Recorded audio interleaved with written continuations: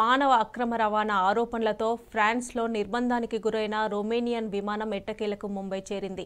303 మంది భారతీయులతో దుబాయ్ నుంచి నికరాగువా వెళ్తున్న లెజెండ్ ఎయిర్లైన్స్ విమానం ఈ నెల 22న ఇంధనం కోసం ఫ్రాన్స్ వాటరీ విమానాశ్రయంలో దిగింది. అయితే విమానంలో మానవ అక్రమ రవాణా జరుగుతుందనే అనుమానంతో అధికారులు తమ ఆధీనంలోకి తీసుకున్నారు. అయితే భారత రాయబార కార్యాలయం జోక్యంతో సమస్య పరిష్కారమైంది. దీంతో 4 రోజుల నిర్బంధం తర్వాత ఇవాళ తెల్లవారుజామున 4 గంటలకు ముంబైలోని విమానాశ్రయంలో ల్యాండ్ అయింది. అందులో 276 మంది భారతీయులు ఉన్నారు.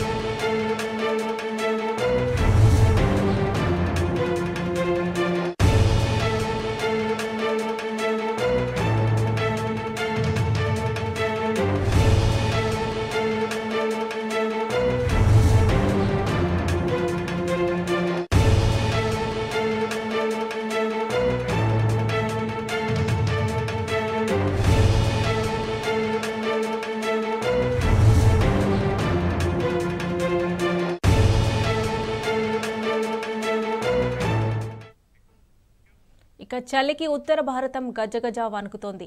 జమ్మూ కాశ్మీర్, హిమాచల్ ప్రదేశ్లో భారీగా మంచు కురుస్తోంది.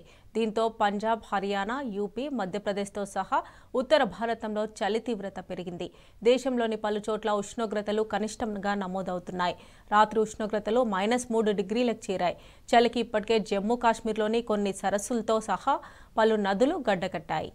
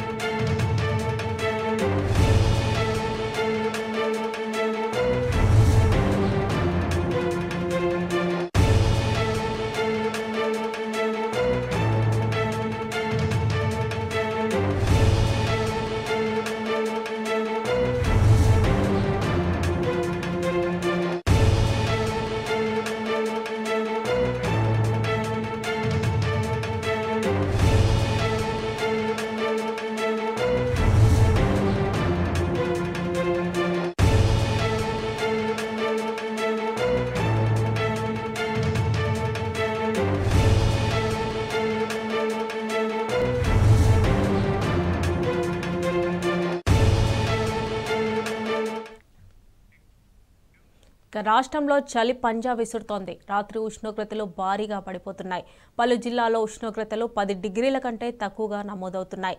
కుమ్రంభీం, ఆసిఫాబాద్ జిల్లాలోని సిర్పూర్, గిన్నెదరిలో కనిష్టంగా 8 డిగ్రీల ఉష్ణోగ్రత నమోదైంది. అటు సోనాలలో 8.5, ఆసిఫాబాద్లో 8.8, తిర్యానీలో 8.9, బేలా 9.2, బజార్ హత్నూర్లో 9.3, పోచెరాలో 9.5, పెంబిలో 9.9 డిగ్రీల కనిష్ట ఉష్ణోగ్రతలు నమోదయ్యాయి.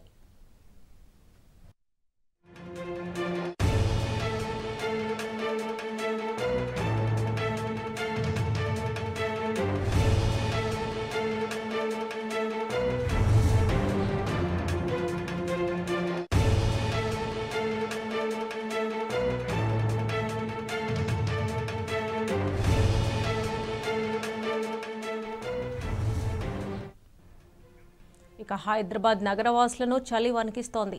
ఉదయం 8 గంటల వరకు కూడా పొగమంచు నగరాన్ని కప్పేస్తోంది. అయితే ఉత్తర తెలంగాణ జిల్లాల్లోనే చలి తీవ్రత ఎక్కువగా ఉందని అధికారులు వెల్లడించారు. రాబోయే మరో 2-3 రోజుల పాటు చలి తీవ్రత కొనసాగే అవకాశం ఉందని తెలిపారు. ఉత్తర ఈశాన్య దిశ నుంచి వీస్తున్న గాలుల కారణంగా చలి ప్రభావం ఎక్కువగా ఉందని స్పష్టం చేశారు. చలికి తోడుగా హైదరాబాద్తో సహా పలుచోట్ల పొగమంచు భారీగా పేరుకుపోవడంతో వాహనదారులు తీవ్ర ఇబ్బందులను ఎదుర్కొంటున్నారు.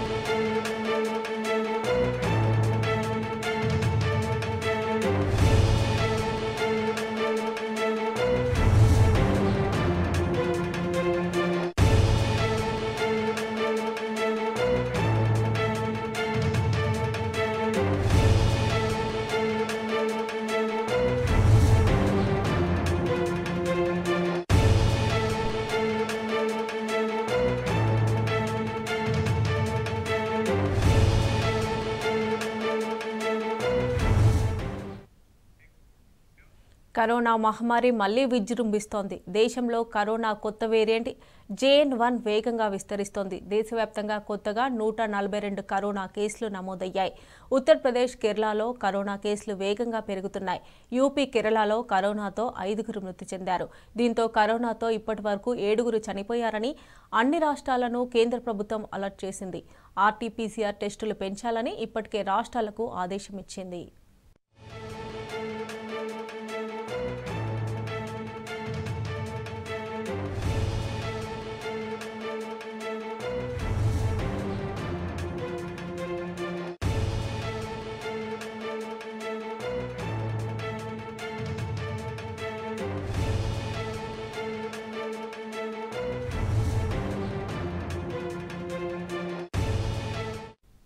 దేశంలో కరోనా మహమ్మారి మళ్లీ విజృంభిస్తోంది. దేశంలో కొత్తగా 628 కేసులు నమోదు కాగా యాక్టివ్ కేసుల సంఖ్య 4054కు చేరినట్లు కేంద్ర ఆరోగ్య శాఖ ప్రకటించింది.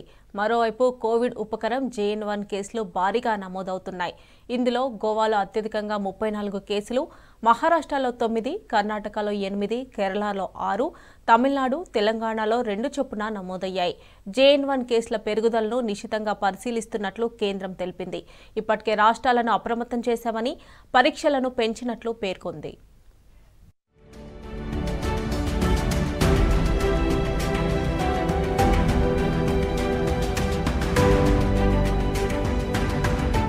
దేశంలో కరోనా కేసులు పెరుగుతున్నాయి. దేశంలో నిన్న 628 కొత్త కోవిడ్ కేసులు నమోదయ్యాయి. దీంతో యాక్టివ్ కేసుల సంఖ్య 4054 చేరినట్లు కేంద్ర ఆరోగ్య మంత్రిత్వ శాఖ వెల్లడించింది. ఆదివారం కేరళకు చెందిన ఓ వ్యక్తి మరణించగా మొత్తం మరణాల సంఖ్య 5,33,334కు చేరింది. ఇప్పటి వరకు కరోనా బారిన పడిన వారి సంఖ్య 4,50,09,248కు పెరిగిందని తెలిపింది. కేరళలో ఒక్క రోజులో 128 కొత్త కేసులు నమోదయ్యాయి. దీంతో యాక్టివ్ కేసుల సంఖ్య 3,128కి చేరింది. తాజా మరణంతో కలిపి ఇప్పటి వరకు కేరళలో 72,064 మంది చనిపోయినట్లు ఆరోగ్య శాఖ వెల్లడించింది.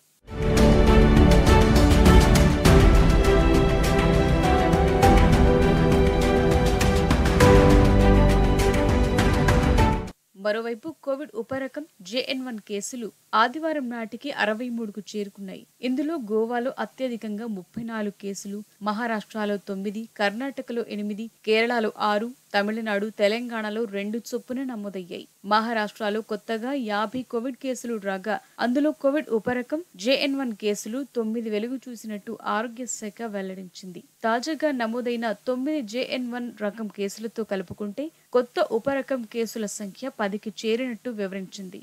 కొత్త వేరియంట్లో సోకిన వారిలో ఠాణేలో 5, పుణె నగరంలో 2 కాగా పుణె జిల్లాలో 1, అకోలా సిటీలో ఒకరిలో JN.1 వేరియంట్ గుర్తించినట్లు తెలిపింది. అయితే JN.1 వేరియంట్ సోకిన అందరూ కోలుకున్నట్లు తెలిపింది.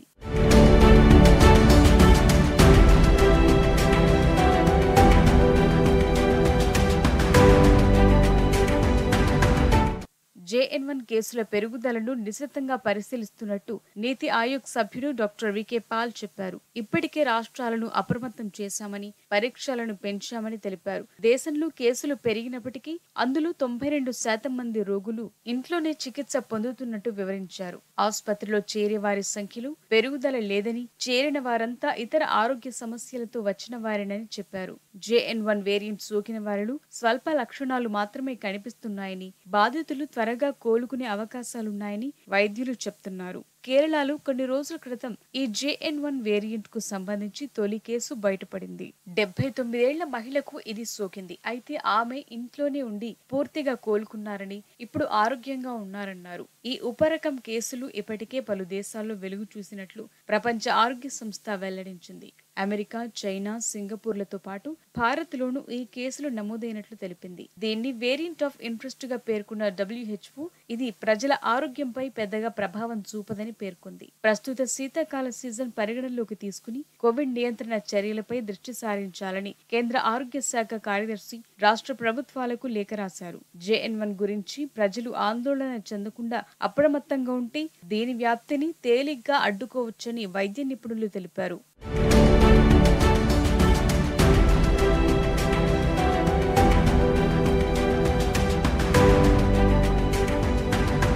అటు తెలంగాణలోనూ కరోనా కేసులు పెరుగుతున్నాయి. గడచిన 24 గంటల్లో 10 పాజిటివ్ కేసులు నమోదైనట్లు రాష్ట్ర ఆరోగ్య శాఖ వెల్లడించింది. వీటిలో హైదరాబాద్ లో 9, కరీంనగర్ లో 1 కేసు నమోదయ్యాయి. ఈ మేరకు రాష్ట్ర వైద్యారోగ్య శాఖ బులెటిన్ విడుదల చేసింది. గడచిన 24 గంటల వ్యవధిలో కరోనా మహమ్మారి నుంచి ఒకరు కోలుకున్నారు. మరో 55 మంది ఐసోలేషన్ లో ఉన్నారు. ఇంకో 12 మంది రిపోర్టులు రావాల్సింది. రాష్ట్రంలో ఇప్పటి వరకు JN1 వేరియంట్ కేసులు నమోదు కాలేదని వైద్యారోగ్య శాఖ ప్రకటించింది. ప్రజలెవరూ భయపడాల్సిన అవసరం లేదని, అప్రమత్తంగా ఉంటే సరిపోతుందని సూచించారు.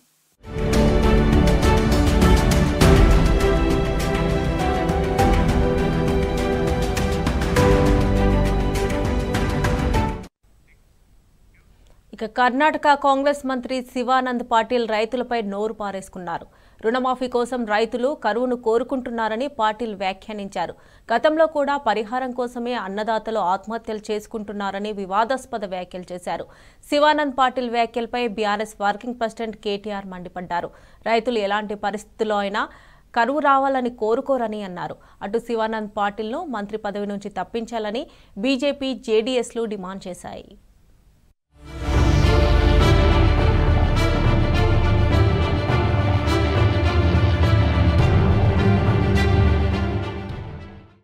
కర్ణాటకలో కాంగ్రెస్ మంత్రి శివానంద్ పాటిల్ మరోసారి వివాదాస్పద వ్యాఖ్యలు చేశారు. పరిహారం కోసమే రైతులు ఆత్మహత్యలు చేసుకుంటున్నారని గతంలో వ్యాఖ్యానించిన శివానంద్ పాటిల్ తాజాగా మరోసారి అన్నదాతలపై నోరు పారేసుకున్నారు. రుణమాఫీ కోసం పదే పదే కరువు రావాలని రైతులు కోరుకుంటున్నారంటూ మాట్లాడారు. కరువు రావాలనేది రైతుల కోరికని, తద్వారా ప్రభుత్వాన్ని తమ రుణాలను మాఫీ చేయాలని డిమాండ్ చేయొచ్చనేది వారి ఆలోచన అని శివానంద్ పాటిల్ వ్యాఖ్యానించారు. బెళగావిలో జరిగిన ఓ కార్యక్రమంలో పాల్గొన్న మంత్రి శివానంద్ పాటిల్ ఈ వ్యాఖ్యలు చేశారు. రైతులకు కృష్ణానది నీళ్లు, కరెంటు ఉచితంగా లభిస్తున్న ప్రతిసారి కరువు రావాలని కోరుకుంటున్నారని, తద్వారా ప్రభుత్వాన్ని రుణమాఫీ డిమాండ్ చేయొచ్చన్నది వారి ఆలోచన అంటూ అనుచిత వ్యాఖ్యలు చేశారు. మంత్రి శివానంద్ పాటిల్ రైతులపై గతంలోనూ ఇలాంటి వ్యాఖ్యలే చేశారు. ఆత్మహత్య చేసుకున్న రైతు కుటుంబాలకు ప్రభుత్వం అందించే పరిహారాన్ని 5 లక్షలకు పెంచిన తరువాత రైతుల ఆత్మహత్యలు గణనీయంగా పెరిగాయని దుర్మార్గంగా మాట్లాడారు.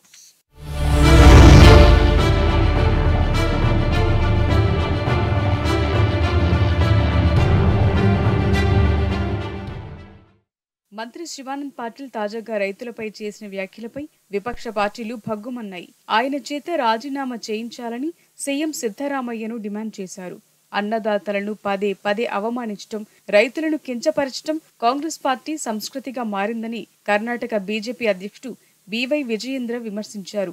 మంత్రి బాధ్యత రాహిత్య వ్యాఖ్యలు కాంగ్రెస్ ప్రభుత్వం రైతు వ్యతిరేక వైఖరికి నిదర్శనమని దుయ్యబట్టారు. అటు మంత్రి శివానంద్ పాటిల్ రైతులకు బేషరతుగా క్షమాపణ చెప్పాలని మాజీ సీఎం కుమారస్వామి డిమాండ్ చేశారు. అన్నదాతలను కించపరిచేలా మాట్లాడడం కాంగ్రెస్ నేతలకు తగదన్నారు. మంత్రులు సంయమనంతో మాట్లాడాలని హితవు పలికారు. రైతులు తమ హక్కులనే అడుగుతారు తప్ప భిక్ష కాదని అన్నారు.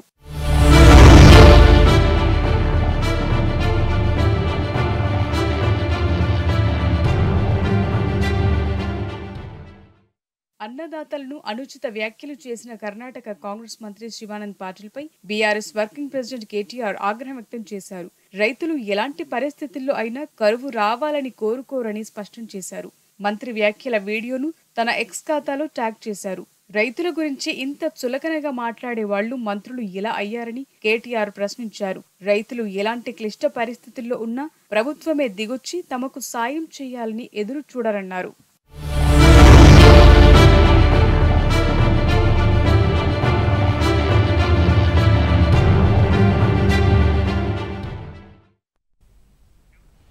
తెలంగాణలో సార్వత్రిక ఎన్నికలే లక్ష్యంగా బీఆర్ఎస్ పార్టీ ముందుకు సాగుతోంది. రాష్ట్రంలో ఉన్న పార్లమెంటు స్థానాల్లో మెజార్టీ స్థానాల్లో విజయం సాధించాలనే వ్యూహంతో ఎన్నికల కార్యాచరణకు సిద్ధమవుతోంది. ఇందుకోసం వచ్చే నెల 3 నుంచి బీఆర్ఎస్ సమీక్షా సమావేశాలు నిర్వహించాలని ఆలోచిస్తోంది. అసెంబ్లీ ఎన్నికల ఫలితాలను సమీక్షిస్తూనే రానున్న పార్లమెంట్ ఎన్నికల్లో గెలిపే లక్ష్యంగా అనుసరించాల్సిన వ్యూహాలపై చర్చించనున్నారు.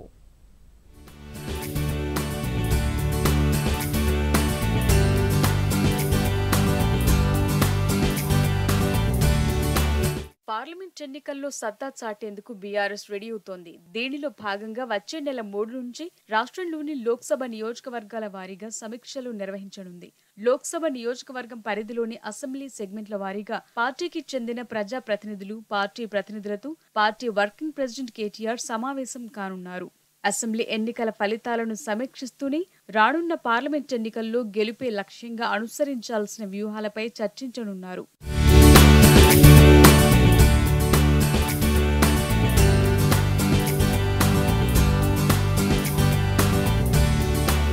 నిన్న తెలంగాణ భవన్లో చేవెళ్ల పార్లమెంటు నియోజకవర్గం పరిధిలోని ముఖ్య నేతలతో బీఆర్ఎస్ వర్కింగ్ ప్రెసిడెంట్ సమావేశమయ్యారు.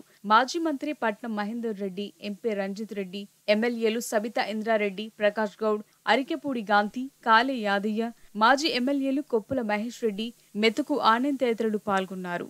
చేవెళ్ల లోక్సభ నియోజకవర్గంలో మరోసారి గులాబీ జెండా ఎగురవేసేందుకు పార్టీ శ్రేణులు కలిసికట్టుగా పనిచేయాలని సూచించారు. చేవెళ్ల నుంచి ఈసారి కూడా బీఆర్ఎస్ అభ్యర్థిగా ఎంపీజీ రంజిత్ రెడ్డికే టికెట్ ఇవ్వనున్నట్లు పార్టీ ముఖ్య నాయకులకు కేటీఆర్ చెప్పినట్టు సమాచారం. సమావేశం ముగిసిన తరువాత ఇదే విషయాన్ని ఎంపీ రంజిత్ రెడ్డి సహా పలువురు నేతలు ధృవీకరించారు.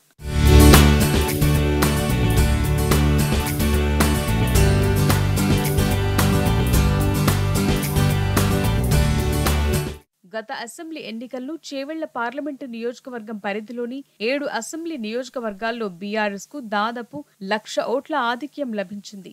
చేవెళ్ల పరిధిలో 7 అసెంబ్లీ నియోజకవర్గాలుండగా 4 చోట్ల బీఆర్ఎస్, 3 చోట్ల కాంగ్రెస్ విజయం సాధించాయి. తాండూరు, పరిగి, వికారాబాద్లో కాంగ్రెస్ గెలుపొందగా మహేశ్వరం, రాజేంద్రనగర్, చేరలింగంపల్లి, చేవెళ్లలో బీఆర్ఎస్ అభ్యర్థులు గెలిచారు.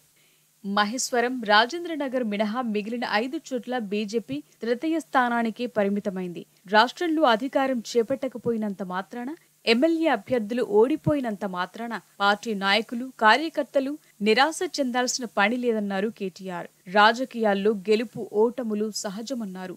10 ఏళ్ల పాటు ప్రజలకు సేవ చేసే అవకాశాన్ని, అదృష్టాన్ని ఇస్తే అద్భుతాలు సృష్టించామని తెలిపారు. పార్టీలు అన్ని స్థాయిల్లో ఓటమికి కారణాలను విశ్లేషించుకుని ప్రజాభీష్టం మేరకు పార్టీ నడుచుకునే రీతిలో కార్యాచరణ ఉంటుందనే విశ్వాసాన్ని గులాబీ శ్రేణులకు కల్పించారు.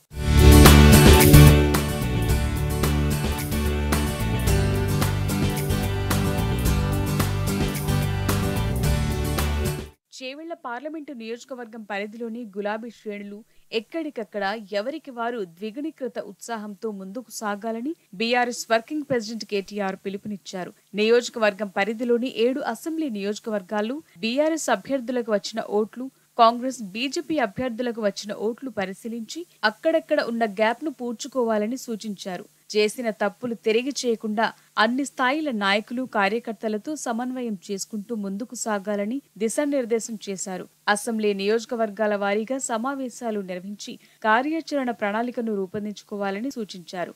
లోక్సభ నియోజకవర్గాల పరిధిలోని అసెంబ్లీ నియోజకవర్గాల్లో ఎమ్మెల్యేలు, ఓడిపోయిన ఎమ్మెల్యే అభ్యర్థులే ఇన్ఛార్జీలుగా ఉంటారని కేటీఆర్ చెప్పినట్టు తెలిసింది.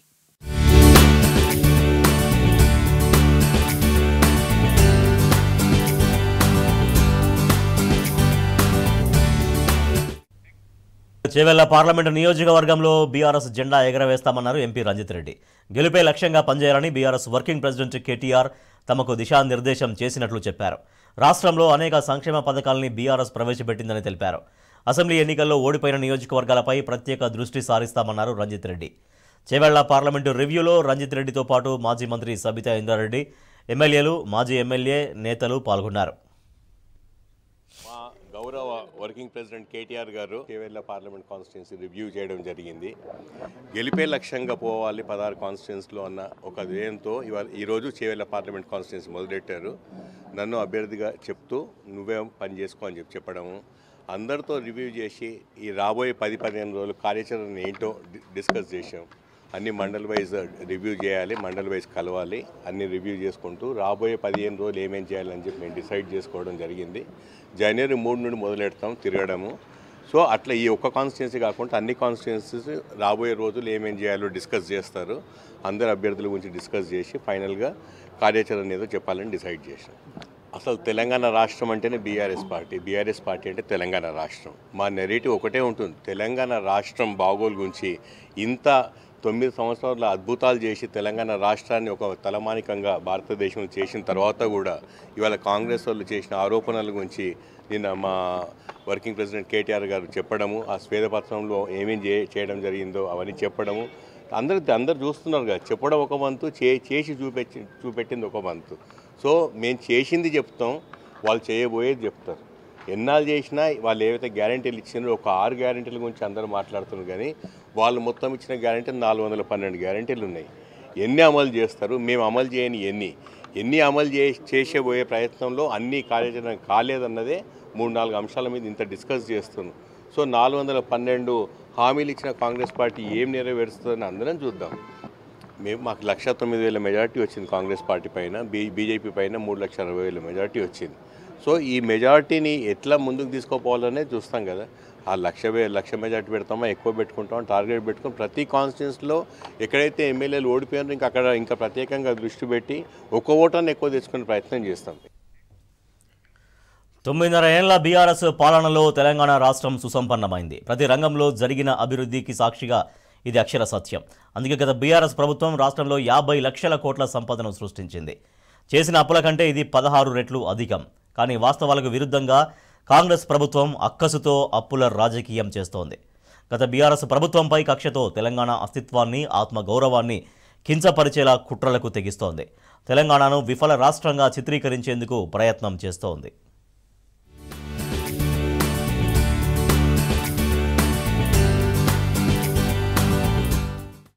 ఉద్యమ నేత కేసీఆర్ సారథ్యంలోని గత ప్రభుత్వం రాష్ట్ర సంపదను భారీగా పెంచింది.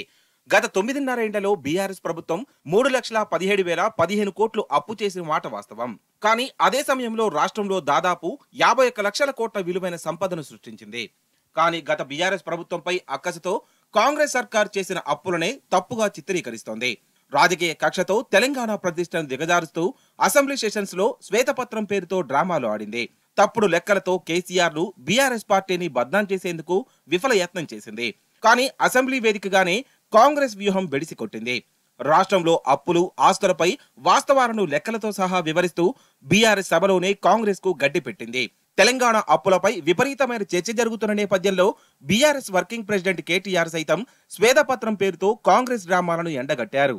గత బీఆర్ఎస్ ప్రభుత్వం చేసిన అప్పులు, సృష్టించిన సంపదపై సమగ్రమైన లెక్కలను కేటీఆర్ పవర్ పాయింట్ ప్రజెంటేషన్ ద్వారా ప్రజలకు వివరించారు. ఈ దెబ్బకు వాస్తవాలంటూ ప్రజలకు తెలిసిపోయాయి. కాంగ్రెస్ చేసిన శ్వేతపత్రం డ్రామాలపై ప్రజలు మండిపడుతున్నారు. తెలంగాణ భవన్లో శ్వేతపత్రం పేరుతో వర్కింగ్ ప్రెసిడెంట్ కేటీఆర్ ఇచ్చిన పవర్ పాయింట్ ప్రజెంటేషన్ లో అసలు నిజాలు బయటపడ్డాయి. కేసీఆర్ పాలనలో రాష్ట్రం తెచ్చిన అప్పులతో పోలిస్తే దాదాపు 16 రెట్లు అధికంగా ఆస్తుల కల్పన జరిగింది. బీఆర్ఎస్ పాలనలో రాష్ట్రం భారీగా అప్పులు తెచ్చినట్లు ప్రస్తుత కాంగ్రెస్ ప్రభుత్వం దుష్ప్రచారం చేస్తోంది. గత 9.5 ఏళ్లలో తెలంగాణ 6,71,757 కోట్లు అప్పు తెచ్చిందంటూ అంకెల గారడీలు, అబాండాలతో మభ్య పెడుతోంది. ప్రస్తుతం ఎఫ్ఆర్బిఎం పరిధిలోని రాష్ట్ర అప్పులు 3,89,673 కోట్లుగా ఉన్నాయి. అందులో 2013-14 నాటికి ఉన్న అప్పులను 72,658 కోట్లుగా ఇటీవల అసెంబ్లీలో విడుదల చేసిన శ్వేతపత్రంలో కాంగ్రెస్ ప్రభుత్వం పేర్కొంది. ఈ లెక్క ప్రకారం కేసీఆర్ ప్రభుత్వం చేసిన అప్పు 3,17,015 కోట్లు మాత్రమే అవుతుంది. వాస్తవాన్ని రేవంత్ సర్కార్ కప్పిపుచ్చి ప్రజలను తప్పుదోవ పట్టించేందుకు దివాలాకోరు ప్రయత్నాలు చేసింది. ఇక్కడ మేము చెప్పవలసిన మాట ఏమంటే, విద్యుత్ రంగం తెలంగాణ ఏర్పడ్డ నాడు 2700 మెగావాట్ల లోటు ఆనాడు తెలంగాణలో ఉన్నది. ఇన్వర్టర్ లేని ఇల్లు లేదు, జనరేటర్ లేని అపార్ట్మెంట్ లేదు. చిన్న చిన్న జిరాక్స్ సెంటర్లలో, చిన్న చిన్న కిరాణా షాపుల్లో కూడా ఆ రోజు బత్తి వెలగాలంటే ఇన్వర్టర్ లేకపోతే బత్తి వెలగదు, మధ్యాహ్నం పంక తిరగదు. కాలిపోయే మోటార్లు, పేలిపోయే ట్రాన్స్ఫార్మర్లకు లెక్కలేదు. 22,000 కోట్ల అప్పు ఆనాటికే మాకు అప్పజెప్పి 2,700 మెగావాట్ల లోటు విద్యుత్తుతో మాకు ఆనాడు అప్పజెప్పి పోతే మేమేం చేసినామో ఒకసారి చెప్పాలి మీకు. ఏం చేసినామంటే, మాకు అప్పజెప్పిన నాడు 7,778 మెగావాట్ల స్థాపిత విద్యుత్ సామర్థ్యం. మేము దిగిపోయే నాడు 19,464 మెగావాట్ల విద్యుత్ సామర్థ్యానికి పెంచి దాదాపు 12,000, సుమారుగా 12,000 మెగావాట్ల విద్యుత్తును, అంటే 60 ఏళ్లలో వాళ్ళు 7,700 చేస్తే మేము కేవలం 10 ఏళ్లలో 12,000 మెగావాట్ల విద్యుత్తును రాష్ట్ర ప్రజలకు తరగని సంపదగా యాడ్ చేసినాం. ఎలక్ట్రిసిటీ రంగంలో రాష్ట్రం 6,71,000 కోట్ల అప్పులను వాళ్ళు అంటున్నారే. ఇక ఒక్క ఎలక్ట్రిసిటీలో మేము సృష్టించిన ఆస్తుల యొక్క సంపద ఈరోజు మేము కాంగ్రెస్ ప్రభుత్వం చేతిలో పెట్టింది 6,87,585 కోట్లు. రాష్ట్రంలో వ్యవసాయం, విద్యుత్, నీటిపారుదల రంగాల అభివృద్ధికి గత బీఆర్ఎస్ సర్కార్ ఎంతో కృషి చేసింది. విద్యుత్ రంగంలో 1,37,517 కోట్లు ఖర్చు చేసి 6,87,585 కోట్ల విలువైన ఆస్తులను సృష్టించింది. సాగు విస్తీర్ణాన్ని 1,31,00,000 ఎకరాల నుంచి 2,68,00,000 ఎకరాలకు పెంచింది. వరి ధాన్యం ఉత్పత్తిని 68 లక్షల టన్నుల నుంచి 350 లక్షల టన్నులకు పెంచింది. 5 విప్లవాలతో ఎన్నో అద్భుతాలు సాధించింది. శ్వేత విప్లవంతో పాల ఉత్పత్తిని 4.2 నుంచి 5.8 మిలియన్ టన్నులకు పెంచింది. గులాబీ విప్లవంతో గొర్రెల సంఖ్య 12.8 నుంచి 19.1 మిలియన్లకు పెరిగింది. నీలి విప్లవంతో చేపల ఉత్పత్తిని 2.68 నుంచి 3.90 లక్షల టన్నులకు పెంచింది. ఈ 5 విప్లవాల ద్వారా దాదాపు 30,000 కోట్ల సంపదను సృష్టించింది. పసుపు విప్లవంతో ఆయిల్ పామ్ సాగును 27,376 ఎకరాల నుంచి 20 లక్షల ఎకరాలకు పెరిగింది. వీటితో పాటు గ్రామాల అభివృద్ధి, భూగర్భ జలాలను పెంచడం, సాగునీటి వసతులను మెరుగుపరచడం ద్వారా భూముల విలువ ఎన్నో రెట్లు పెరిగింది. రాష్ట్రంలో 1,52,00,000 ఎకరాల పట్టా భూములకు రైతు బంధు ఇవ్వడంతో ఆ భూముల విలువ ఎన్నో రెట్లు పెరిగింది. పెరిగిన సాగు ఆ రోజు 2014లో 2 పంటలు కలిపితే 1,31 కోట్లు. మరి ఈరోజు తెలంగాణ 2,68,00,000 ఎకరాలు 2 పంటలు కలిపితే యోగి. ఆనాడు వరి ధాన్యం 2014లో మొత్తం ఉత్పత్తి 68 లక్షల టన్నులు, ఈరోజు 3.5 కోట్ల టన్నులు. ఈ సంపదను దేంతో కొలుస్తారు? 2.68 lakh టన్స్ ఉండేది మొత్తం ఫిషరీస్. ఇవాళ భారతదేశంలో number 1 state in inland fisheries Telangana. Number 1 state. ఎందుకు? 433 కోట్లు ఖర్చు చేసినాం. దాదాపు 500 కోట్ల చేప పిల్లలు పంపిణీ చేస్తే దానివల్ల మేము సృష్టించిన సంపద 30,000 కోట్లు. పామని చెప్పి దమ్ముంటే చేత అయితే ఇగో ఈ పని చేయండి, చేసి రాష్ట్ర ప్రజలకు, రైతాంగానికి అండగా నిలబడండి. ఇన్ని పనులు చేసిన ప్రభుత్వాన్ని నిందిస్తూ ఈ సంపద సృష్టిని ప్రస్తావించకుండా ఏ డొల్ల రాజకీయం అయితే మీరు చేసినారో అది తప్పు అనేది రాష్ట్ర ప్రజలకి ఈ స్వేదపత్రం ద్వారా నేను వివరించే ప్రయత్నం చేస్తా ఉన్నాను. పరిశ్రమల శాఖ ఆధ్వర్యంలో రాష్ట్రానికి గత 9.5 ఏళ్లలో భారీగా పెట్టుబడులు వచ్చాయి. 2014 తర్వాత రాష్ట్రానికి 3.3 లక్షల కోట్లకు పైగా పెట్టుబడులు వచ్చాయి. అదే సమయంలో 22.5 లక్షల మందికి ఉద్యోగ, ఉపాధి అవకాశాలు లభించాయి.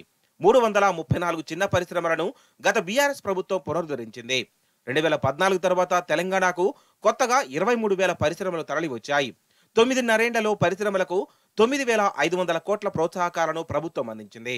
ఇక పేదలకు నాణ్యమైన విద్యను అందించేందుకు కేసీఆర్ సర్కార్ కృషి చేసింది. 2014 ముందు 293 గురుకులాలు మాత్రమే ఉండగా ప్రస్తుతం రాష్ట్రంలో 1,022 గురుకులాలున్నాయి. స్కూళ్ల అభివృద్ధి, నిర్మాణం కోసం 7,289 కోట్లకు పైగా ఖర్చు చేసింది. ఫలితంగా రాష్ట్రంలోని 23,37,654 మంది విద్యార్థులకు లబ్ధి చేకూరింది. తెలంగాణలో పచ్చదనం పెంపొందించేందుకు 10,822 కోట్ల ఖర్చుతో 223 కోట్ల 71 లక్షల మొక్కలు నాటారు. ఫలితంగా పచ్చదనం 33.15 చదరపు కిలోమీటర్ల నుంచి 81.81 చదరపు కిలోమీటర్లకు పెరిగింది. హైదరాబాద్లో 249% పచ్చదనం పెరగడం విశేషం. అటు 6,298 ఎకరాల్లో పల్లె ప్రకృతి వనాలు ఏర్పాటు చేశారు. 109 అర్బన్ ఫారెస్టులు, 1,631 కిలోమీటర్ల పొడవున రహదారి వనాలను ఏర్పాటు చేశారు. 13.44 లక్షల ఎకరాల్లో అటవీ పునరుద్ధరణ జరిగింది. అమ్మాయిలు ఇవాళ ఈ చిరునవ్వులకు ఎట్లా వెలగడతారు మీరు? మైనారిటీ అమ్మాయిలకు చదువులు దూరమైన అనే పరిస్థితి నుంచి ఇవాళ దాదాపు 60,000 మంది మైనారిటీ ఆడపిల్లలు ఇవాళ గవర్నమెంట్ రెసిడెన్షియల్ పాఠశాలల్లో ఒక్కో సంవత్సరానికి 1,20,000 రూపాయలు ఖర్చు పెడుతూ మొత్తం 9 ఏళ్లలో 12,000 కోట్లు మొత్తంగా సంక్షేమానికి ఖర్చు పెట్టిన దాన్ని ఎట్లా మరి లెక్క కడతారని అడుగుతున్నా. 97 పాఠశాలలు కేవలం అమ్మాయిల కోసం, మైనారిటీ అమ్మాయిల కోసం పెట్టినాం. ముస్లిం కావచ్చు, క్రిస్టియన్ కావచ్చు, వాళ్ళ కోసం పెట్టినాం. ఇమాంలకు, మౌజంలకు ఇచ్చే వేతనాలు, వాళ్ళకి ఇచ్చిన గౌరవం, అదేవిధంగా 204 మైనారిటీ గురుకుల పాఠశాలల్లో వెలిగిన అక్షర జ్యోతులు, వాటిని ఎట్లా వెలగడతారు? ఆ సంపదను ఎట్లా కొలుస్తారు? ఇక ఉద్యోగుల సంక్షేమం అయితే భారతదేశంలోనే టాప్ చేసిన ప్రభుత్వం మా ప్రభుత్వం. Highest salary in the country, central government కంటే అత్యధిక జీతాలు ఉన్నది మా రాష్ట్రంలోని ఉద్యోగులు. 73% PRC ఇచ్చినాం. ఆ ప్రభుత్వం కేసీఆర్ ప్రభుత్వం. గత బీఆర్ఎస్ ప్రభుత్వ పాలనలో తెలంగాణ అతి తక్కువ సమయంలోనే సుసంపన్న రాష్ట్రంగా అవతరించింది. తెలంగాణ ఏర్పడే నాటికి చిన్నాభిన్నంగా ఉన్న రాష్ట్ర ఆర్థిక రంగం ఇప్పుడు పరిపుష్టమైంది. ఇందుకు కారణం గత బీఆర్ఎస్ ప్రభుత్వ కమిట్మెంట్. 9.5 ఏళ్ల బీఆర్ఎస్ పాలనలో ఆర్థిక క్రమశిక్షణతో ఎన్నో అద్భుతాలు ఆవిష్కృతమయ్యాయి. 2013-14 ఆర్థిక సంవత్సరంలో తెలంగాణ తలసరి ఆదాయం 1,12,162గా ఉండేది. కానీ ప్రస్తుతం రాష్ట్ర తలసరి ఆదాయం 3,17,115కు పెరిగింది. ఇదే సమయంలో జీఎస్డీపీని 4.51 లక్షల కోట్ల నుంచి 13.27 లక్షల కోట్లకు పెరిగింది. ఈ వాస్తవాలను కాంగ్రెస్ ప్రభుత్వం కప్పిపుచ్చి రాష్ట్రం అప్పుల పాలైనట్లు అసత్య ప్రచారం చేస్తోంది. శ్వేతపత్రం పేరిట ఒక అంకెల గారడీకి, అభాండాలకు తెరదీసింది. అప్పుల పేరుతో అభాండాలేసే ప్రయత్నం చేసింది. 6,71,000 కోట్ల అప్పులున్నాయి అని చెప్పి తప్పులు చెప్పింది ఈరోజు ప్రభుత్వం. అసెంబ్లీ సాక్షిగా, అత్యున్నత చట్టసభ సాక్షిగా పూర్తి స్థాయి సత్యదూరమైన మాటలకు తెరదీసింది ఈ ప్రభుత్వం. అందుకే వాళ్ళ డొల్లతనాన్ని, వాళ్ళ రాజకీయ దివాలాకోరుతనాన్ని వివరించడానికే ఈరోజు ఈ శ్వేతపత్రం. మా ప్రభుత్వం గత 9.5 ఏళ్లలో చేసిన అప్పు FRBM పరిమితి లోపల ఎంత అంటే 389 మైనస్ 72,658 తీసుకుంటే 3,17,015 కోట్లు మాత్రమే. కానీ దాని ఎంత బుకాయింపు అంటే ఈ 3,17,000 కోట్లను 6,71,000 కోట్లు అని చెప్పి వాళ్ళు ఇలా చిత్రీకరించే ప్రయత్నం చేస్తూ ఉన్నారు. బీఆర్ఎస్ పై అక్కసుతో కాంగ్రెస్ ప్రభుత్వం తెలంగాణ అస్తిత్వాన్ని, ఆత్మస్థైర్యాన్ని దెబ్బతీసేలా అసత్యాలను ప్రచారం చేస్తోంది. తెలంగాణను విఫల రాష్ట్రంగా చూపేందుకు విఫలయత్నం చేస్తోంది. అందులో భాగంగా ప్రభుత్వం గ్యారంటీ ఇచ్చిన రుణాలతో పాటు గ్యారంటీ ఇవ్వని రుణాలను కూడా అప్పులుగా చూపింది. రాష్ట్రానికి స్థూలంగా ఉన్న రుణాలు 3,17,051 కోట్లు మాత్రమే. కానీ దీనికి విరుద్ధంగా రేవంత్ సర్కార్ లేని అప్పును ఉన్నట్టు చూపి తిమ్మిని బమ్మిని చేస్తోంది. శ్వేతపత్రం పేరుతో BRS working president power point presentation ద్వారా ఈ నిజాలను ప్రజలకు వివరించారు. రాష్ట్ర ప్రభుత్వం ప్రకటించిన 6 గ్యారంటీలకు అర్హతపై స్పష్టత కొరవడింది. 6 గ్యారంటీలకు తెల్ల రేషన్ కార్డే ప్రామాణికమని రాష్ట్ర ప్రభుత్వం ఇప్పటికే ప్రకటించింది. ఈ నెల 28 నుంచి దరఖాస్తులు కూడా స్వీకరించనుంది. దీంతో రేషన్ కార్డు లేనోళ్ల పరిస్థితి ఏంటి అన్నది ప్రశ్నగా మారింది. కార్డు లేని వారి దరఖాస్తులు పరిగణిస్తారా లేదా అన్నది క్లారిటీ ఇవ్వాలని ప్రజలు డిమాండ్ చేస్తున్నారు.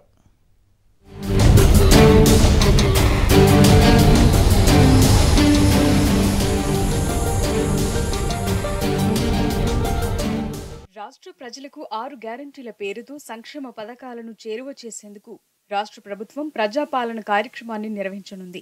ఈ నెల 28 నుంచి వచ్చే నెల 6 వరకు అధికారులు గ్రామాల్లోకి వెళ్లి ప్రజల నుంచి దరఖాస్తులు స్వీకరించనున్నారు.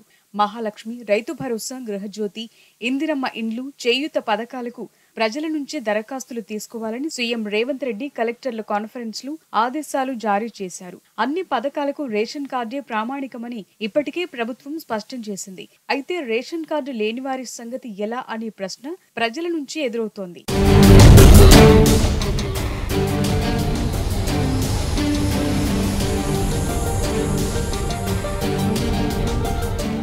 వాస్తవానికి రాష్ట్రంలో చాలా కాలంగా కొత్త రేషన్ కార్డులు మంజూరు కాలేదు. ఉన్న కార్డుల్లోనే కొత్త సభ్యుల చేర్పు, తొలగింపు వంటి ప్రక్రియ కూడా జరగలేదు. దీంతో పాత వివరాలే ఇప్పటికీ నడుస్తున్నాయి. ఆ తరువాత అనేక కొత్త కుటుంబాలు ఏర్పడ్డాయి. తల్లిదండ్రుల నుంచి పిల్లలు, అన్నదమ్ములు వేర్వేరుగా ఉంటున్నా ఇప్పటికీ వారందరికీ ఒకే రేషన్ కార్డు ఉన్న కుటుంబాలు ఎన్నో ఉన్నాయి. ఆయా కార్డుల్లో వాళ్ల భార్య పిల్లల పేర్లు కూడా ఎక్కని పరిస్థితి. వాస్తవానికి వారు ప్రత్యేకంగా కుటుంబంగా ఏర్పడ్డారు కాబట్టి ప్రభుత్వం అందించే అన్ని రకాల సంక్షేమ పథకాలకు దరఖాస్తు చేసుకునేందుకు వారు అర్హులు. కానీ రేషన్ కార్డు లేకపోవటం వల్ల వారు కొత్తగా దరఖాస్తు చేసుకునే అవకాశాన్ని కోల్పోనున్నారు.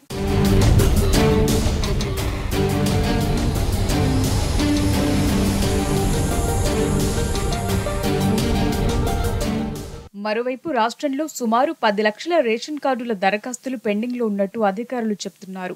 ఇంకా దరఖాస్తు చేయని వారు 2 లక్షల మందిగా అంచనా వేసుకుంటే సుమారు 12 లక్షల కుటుంబాలుంటాయి. వీరంతా ఇప్పుడు ప్రజా పాలనలో భాగంగా దరఖాస్తు చేసుకోవచ్చా లేదా అనేది ఇప్పటి వరకు అటు ప్రభుత్వం నుంచి కానీ ఇటు అధికారుల నుంచి కానీ స్పష్టత రావటం లేదు. ఒకవేళ కార్డు లేని వారు దరఖాస్తు చేసుకుంటే వాటిని పరిగణనలోకి తీసుకుంటారా లేదా అనే విషయంలోనూ ప్రజల్లో గందరగోళం నెలకొంది.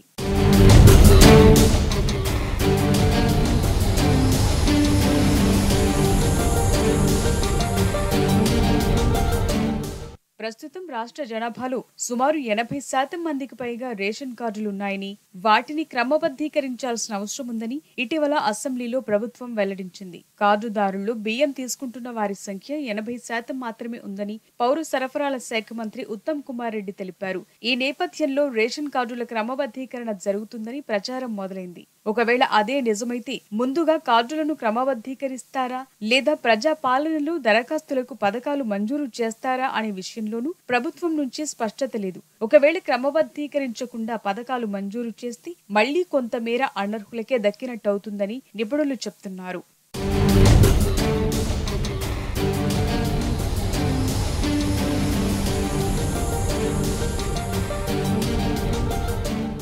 మరోవైపు పెండింగ్ లో ఉన్న 10 లక్షల దరఖాస్తులను పరిశీలించి కొత్త కార్డులు మంజూరు చేస్తారని కొందరు చెప్తుండగా మరికొందరు కొత్తగా దరఖాస్తు ప్రక్రియ చేపడతారని అంటున్నారు. ఈ నేపథ్యంలో వచ్చే దరఖాస్తులను ఎప్పటిలోగా పరిశీలించి కొత్త కార్డులు ఇస్తారనే దానిపై స్పష్టత కరువైంది. కొత్తగా రేషన్ కార్డు ఇచ్చిన తరువాత మళ్లీ 6 గ్యారంటీలకు అర్హులవుతారు కాబట్టి ప్రభుత్వం వెంటనే ఈ అంశంపై స్పష్టత ఇవ్వాలని ప్రజలు కోరుతున్నారు.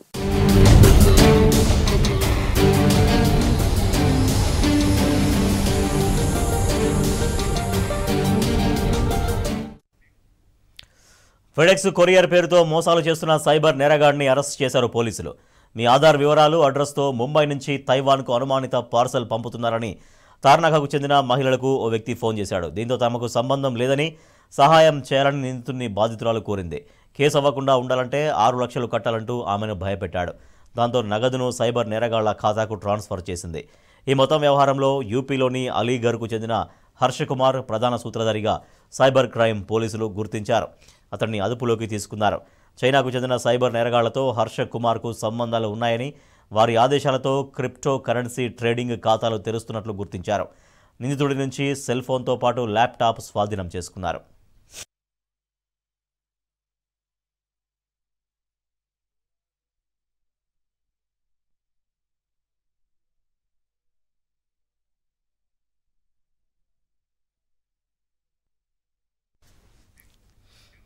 ఇవి బులెటిన్ విశేషాలు. మరిన్ని వార్తల కోసం చూస్తూనే ఉండండి టీ న్యూస్.